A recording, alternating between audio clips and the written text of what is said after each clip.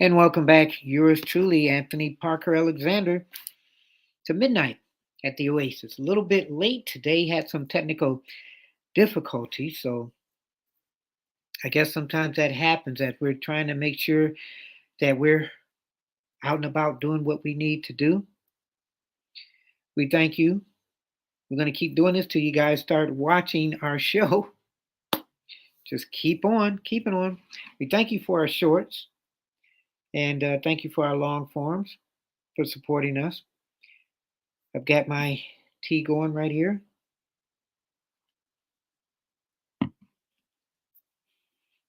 Trying to do this every day at around 12. Today we're a little bit running late. Like I said, little technical difficulties getting used to doing this. But you know what? Even Jordan had times where he didn't do or have the best game to start. But then he improved as he went on. So if you're a fan of yours truly, you know we keep things simple. You know we keep things easy. You know we keep things honest. So what we do on this show, Midnight at the Oasis, we try to give you a rundown of what happened throughout the day and what's going to happen the next day. It's been a crazy day today. I have done in the past couple of days 5 live remotes or 5 remotes in the past 2 days, and didn't know if we were going to make it tonight because I was having trouble, but we're here. So hopefully you had a good day. And again, this is our show where we pray at the beginning. We thank you, God, for letting us be here midnight at the Oasis. We pray that you get something out of this, that for people who have nothing to do, that they're watching this program, and maybe at the end of the day, end of the show, they've learned something. I know I have. Thank you, God. Amen. Questions or comments, you can email yours truly. It's parkerman2011 at gmail.com, parkerman2011 at gmail.com. You can text me. Telephone number is 216 702 3718, 216 702 3718. I'd like to thank you again for supporting us through our chats, our messages. We have so many messages that I respond to every one. We have threads going on. Some shows I put out there, some shorts I put out there, and it's so amazing that people respond. And they're in depth. One of these shows, I'm going to read some of our viewers, some of their comments. Some of it's funny, honest, controversial, embarrassing, knowledgeable, and of course, entertaining. So, how was your day? This was the second day, or the first day for Kamala Harris and Tim Walz. And they did an outside rally in Wisconsin. I was on live for that one, and it was really an interesting show. Um, this was their first time they did their rally since she presented him to America yesterday. Okay, they've known each other, what, Sunday, Monday, Tuesday, Wednesday, 4 days. And so she picked him with 2 days. And she's only been running for president for 16 days. And also, J.D. Vance also ran into Kamala Harris. We'll talk about that a little bit. But yeah, so they had their rally today in Wisconsin. And it was a short rally. Then they had another rally in the evening. And she didn't talk about Trump a lot, but Tim Walz did. And so the controversy about him, I aired a little bit about it. Um, he was in the military, I think, 22, 24 years. And he got out of the military to run for Congress. But now there's a story going out there. Megyn Kelly did it. We aired one show earlier today where we piggyback off of Megan's show, and we did an analyst. One of his squadron members was on, and he called Tim Walz a traitor. He said that they were supposed to go abroad, and right before they went abroad, he decided to leave the military. He supposedly had a 4 more year. He signed up for 4 more years, But some are saying he really signed up for 6. We have to get a copy of his military record to look at it. But Megan, she had a great show, and I love her because she has her slants sometimes, but she will get people on her show. And some of the guests I've had on my show, I've gotten from Megan Kelly. So hers is big mainstream. Hers is really big mainstream, and mine's is small. And as you can tell, I have a cat, excuse me, who either wants to listen to the show or wants to watch the show. So excuse the cat in the background. But yeah, so Megan Kelly has this great, I guess, investigative theory where she questions literally everything. She does a lot of things that is kind of, wow, out there. But then she really gets guests on her show and she will interrogate them and will ask the hard questions. She's from mainstream media, but she's one that made that transition pretty good from mainstream to streaming. And she'll ask the questions a lot of people won't. So she had this guy from Tim's squadron. And it was interesting because Tim was kind of a boss, and we'll talk about that a little bit. Um, but he decided to leave right before they were going to get deployed. And so one of his squadron members called him a traitor. So that's going to take some news, especially with J.D. Vance, who's been in the military, and they're kind of talking about it now, and they're saying, why aren't the mainstream media talking about it? So keep up with that, okay? The VP presidential candidate is being considered a traitor in some people's eyes. That's crazy. Um, so all he needs to do is address it. So when that VP debate comes up, which is going to be interesting, it's going to be Vance and Tim Walz. And Vance is going to ask about that, and he's going to have to answer it if he doesn't answer it anywhere else. And then Vance has kind of got on the media and pretty much is always slamming us because he's saying we're not doing our job because we're giving Kamala and Tim a grace period. So it's up to, if the mainstream media isn't doing it, it's up to streaming media to ask the questions that need to be asked. So before we go into that, I said I watched the whole rally, and I cover the Trump rallies, I cover J.D. Vance rallies, I cover Kamala's rallies, and now Walz's rallies. And sometimes they do theirs together. A lot of people are saying he was a bad pick. Some people are saying they should have got Josh Shapiro, but they didn't want a Jewish person in office because of the war.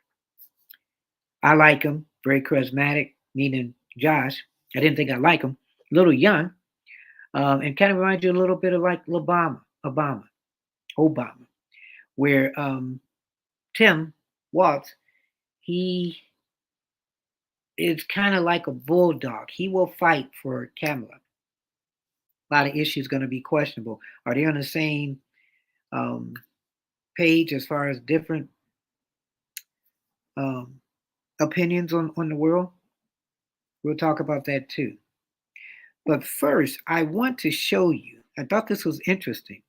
Something happened in the news. Joe Biden was on today. And they asked him a couple of questions. We're going to do a show about that next couple of days, about this interview. But they asked him a couple of questions about how's he feel now? What's been happening with him? So I missed this, and I just found this out not too long ago. So again, this is live, and I'm putting it out there. But we're going to sit back and analyze a little bit of this interview with Joe Biden and where he thinks America is going today. You'll be surprised at what he says. First, President Joe Biden sat down for an exclusive CBS News interview, his first since announcing he would no longer seek a re-election. Our Weijia Jiang and Robert Costa, who did that interview, are both here with me in Washington. Great to see you both covering all angles of this campaign. Bob, I want to start with you because you just sat down this afternoon with President Biden in the residence, as we saw in that clip. I want to play a And because this is going to be a long interview, we're not playing that tonight. We're going to do it the next couple of days so we all can sit and enjoy this watch party with this interview with Joe Biden since he decided to drop out of the running for president. a little bit of sound of your interview. Are you confident that there will be a peaceful transfer of power in January 2025? If Trump wins, no, I'm not confident at all. If he wins, if Trump wins, he's not confident there's going to be a peaceful transfer of power. Is that because Trump will think maybe that the election was rigged? Listen to what he says. I mean, if Trump loses, I'm not confident at all. He means what he says. We don't take him seriously. He means it.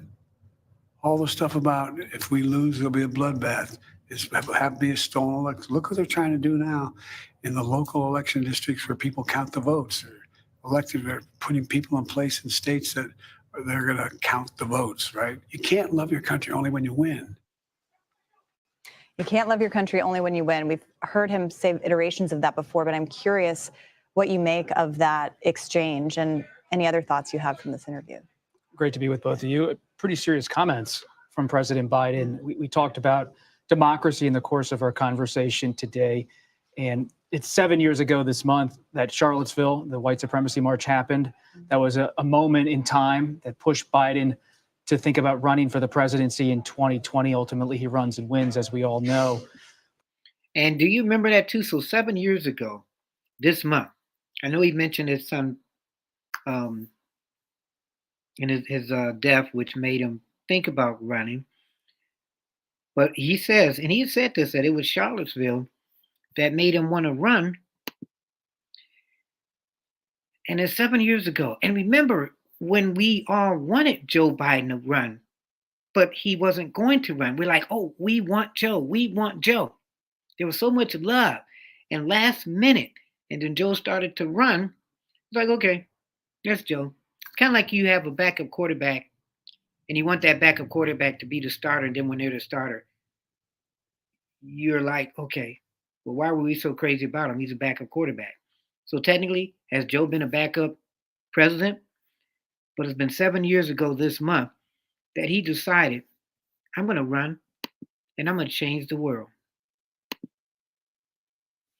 But to hear a sitting president of the United States sitting in the White House and say publicly that he's alarmed about the state of American democracy and he's not confident that there will be a peaceful transfer of power if the Republican nominee wins is, relatively speaking, an historic statement, a stark statement, and it reflects where President Biden believes this country is at a crossroads in terms of democracy and politics. As former President Trump moves closer to the White House, he believes Vice President Harris is in a strong position. He voiced full support for her in our interview. At the same time, he kept coming back to his concern about the country, about Trump, and about American democracy. And my takeaway as a reporter is that this is a president who at this stage in his term with 5.5 months left is sounding the alarm for the country about his view of the fragility of American democracy. And he's making it kind of scary too, because is he preparing us just in case Kamala wins and Donald Trump loses? If we thought that insurrection, for people who believe in that, yes or no, was crazy, how is it going to be if Trump loses? Is Biden just out here, maybe, conspiracy theorists, trying to scare people to vote for not him, but Kamala, and not vote for Trump? And in that case, if he knew this was going to be like that, why didn't he decide to leave earlier? And in his interview, we're not airing it tonight, did these reporters ask Biden, why exactly did you drop out? Yeah. Well, I was just going to say his concern about the threat to democracy has shaped so many of the most important decisions in his political career. Yeah. He initially said he was going to be a transition candidate to get through Donald Trump. That's why he ran in 2020. And remember that he did say he was only going to run one term. So he changed his mind because he said, I'm the only one that can beat Donald Trump. But you dropped out. So that means you couldn't beat Donald Trump. One main reason why he decided to run for re-election was, again, because of this fear that democracy was at stake. It is the same reason why he ultimately stepped down, which he expressed from the Oval Office. And he said, you know, this is about saving democracy. And that is more important than anything, including personal ambition. But he still didn't really say why he dropped out when he gave that chat of why he was dropping out. Come on, mainstream. Get with the program. Ask the hard questions. So this is a very important topic for the president, something that guides him through his days. And as you say that, you know, Kamala Harris has, you know, the ticket has been announced. Kamala Harris announcing Tim Walz yesterday. You both have covered this campaign. I mean, the enthusiasm that we saw yesterday for this ticket has been something that has been lacking for Democrats for the past couple of months as they figured it out. Bob, I'm curious, as you talk to the president, he's supportive of this ticket, of course.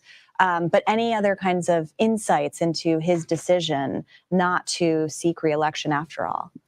So now we're going to hear from this reporter. Is he going to give us some bread and butter that we can say, okay, this is why Joe Biden really decided to drop out? You're watching.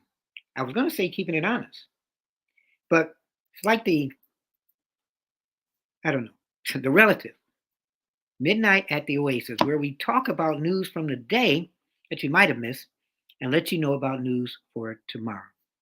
With yours truly, Anthony Parker Alexander. And let's hear what they say as far as Joe dropping out. Well, the full interview were on CBS Sunday Morning on August 11th, and he did voice support for the ticket. He's going to be on the campaign trail, no doubt about it. And what's interesting is in that clip, you hear him talking about not just Trump as a threat in his view, but he believes Republicans across the country who are aligned with former President Trump are preparing to contest the election if Trump loses and to have a real forceful presence in terms of certifying the election.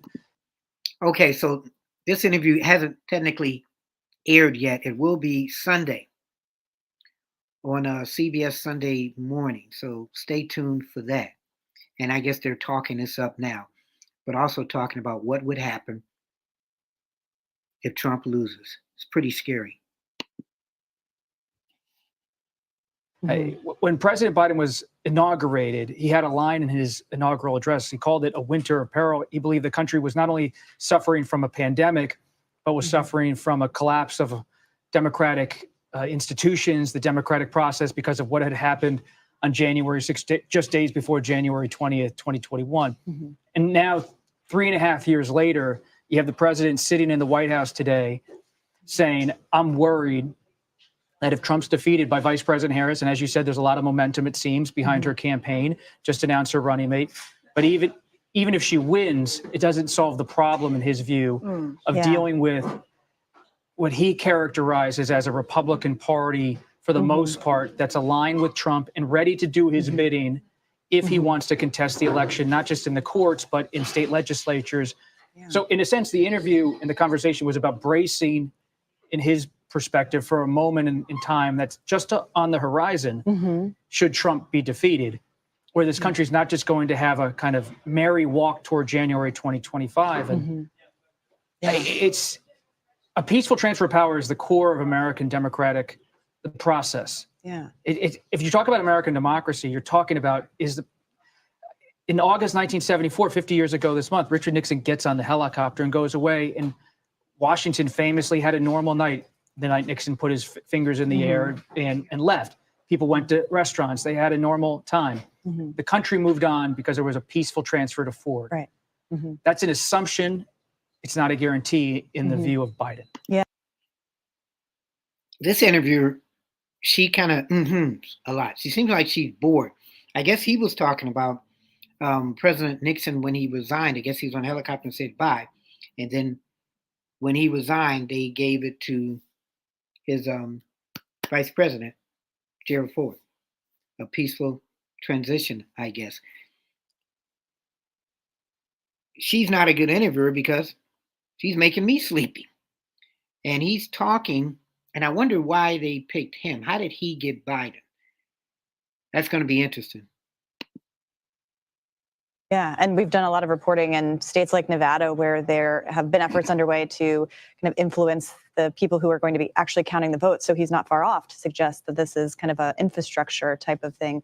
Weija, to you, yesterday we saw Harris and Walz speak together, but what struck me too was Harris has been describing herself in this ticket as the underdog ticket. Mm-hmm. And when you look at polling, the race has tightened, but it's still a very close race. I mean, this is...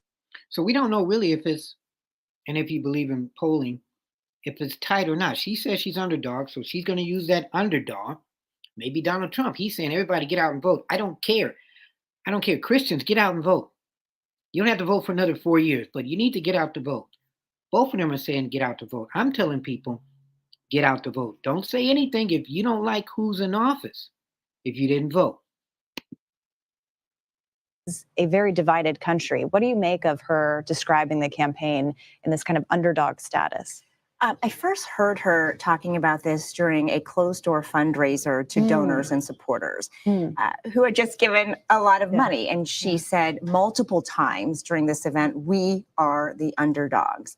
I know through aides who are familiar with her phone call to the governor when she asked Walz to be a running mate. In that conversation, she said, look, we are the underdogs. And then very publicly to thousands, she reiterated this point at their first rally together.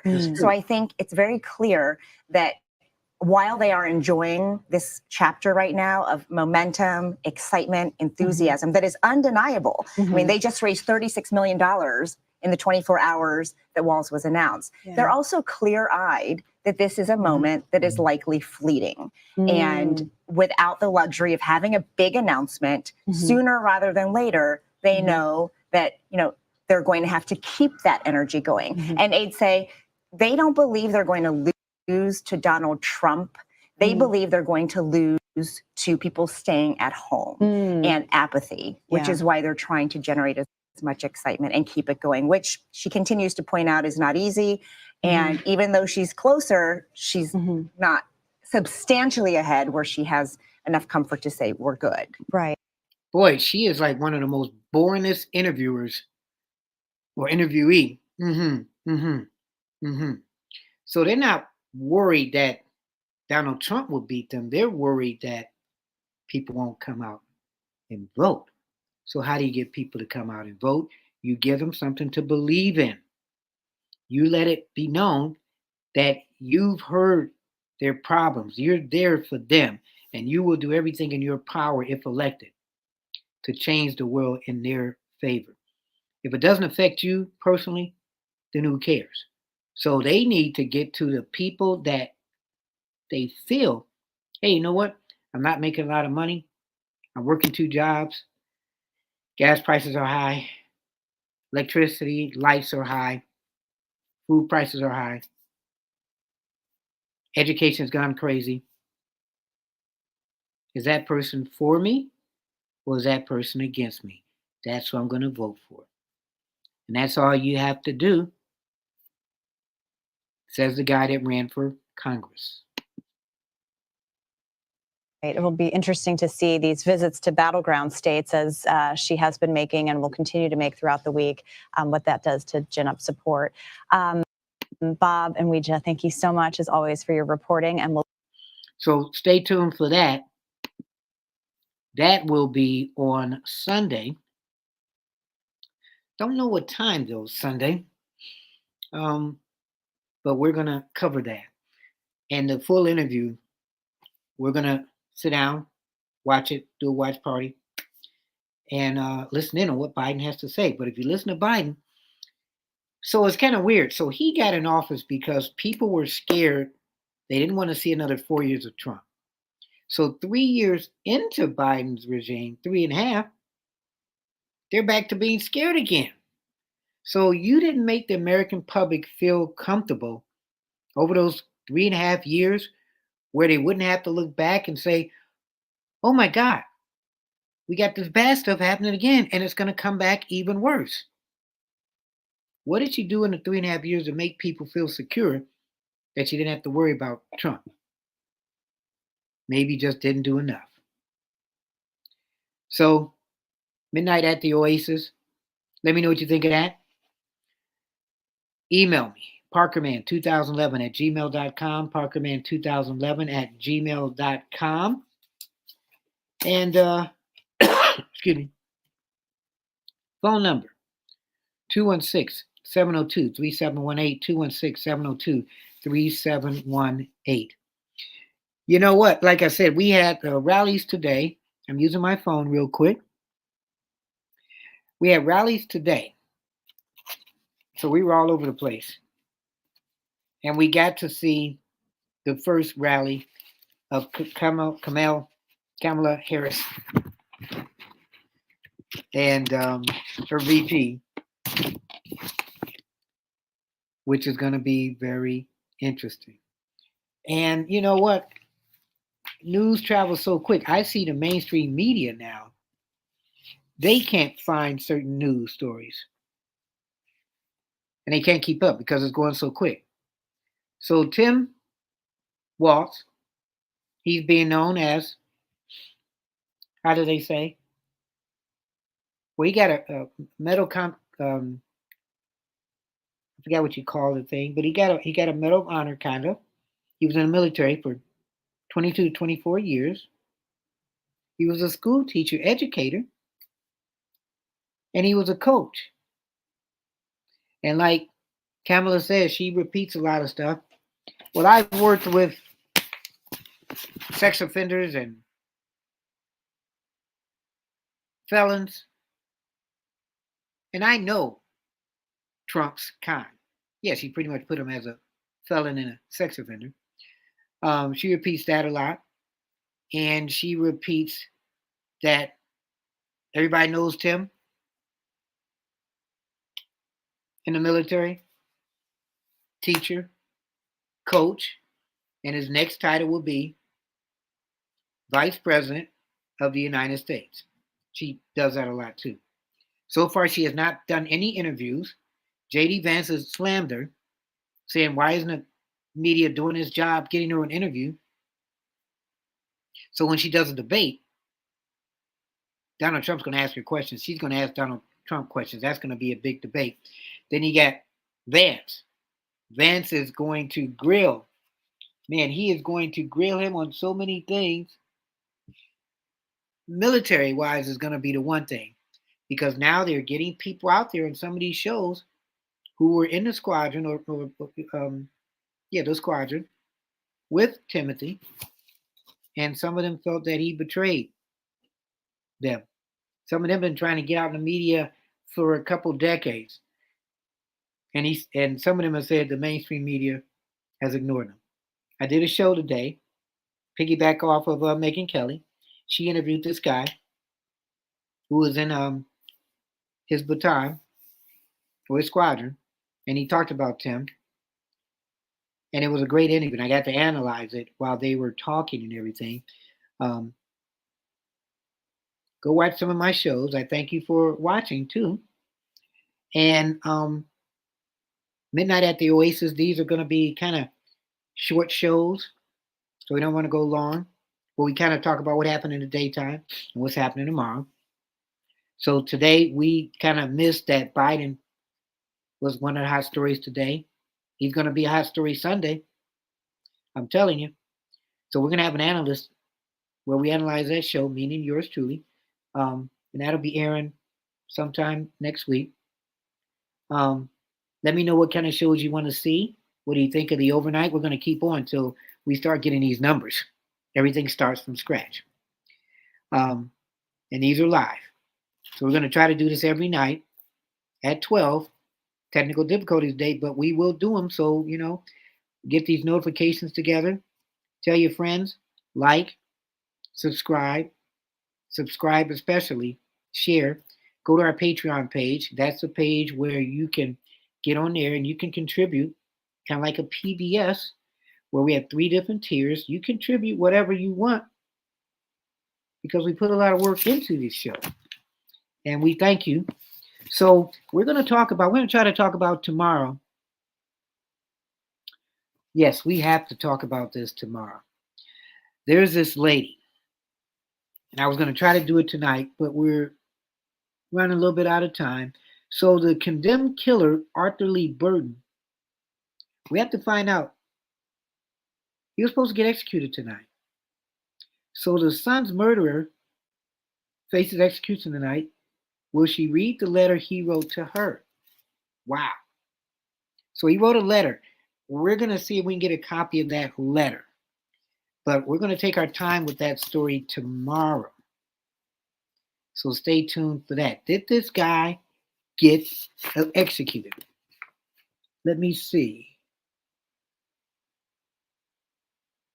We will see. If you know everything about this, you let me know. Okay? But did this guy get executed?